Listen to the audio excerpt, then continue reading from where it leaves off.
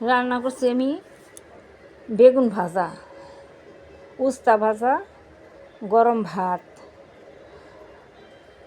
আর করছি শাক পেঁয়াজ দিয়ে পাঁচ শাকের ঝোল করছি দুপুরের জন্য। আর এদিকে করছি আমি মলা মাছের চচ্চড়ি, আলু বেগুন দিয়ে, আলু বেগুন পেঁয়াজ দিয়ে মলা মাছের চচ্চড়ি করছি।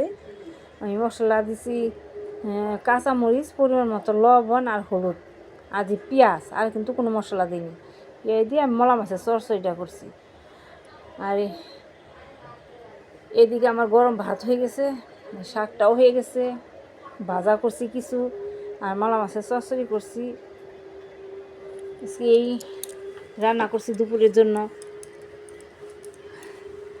আমার মলা মাছের চচ্চড়ি, শাক, গরম ভাত, আর এই যে বেগুন ভাজা, আলু ভাজার ভিডিওটা যদি ভালো লেগে থাকে তাহলে আমার পেজটি সাবস্ক্রাইব করে আমার ভিডিওতে একটা লাইক করবেন।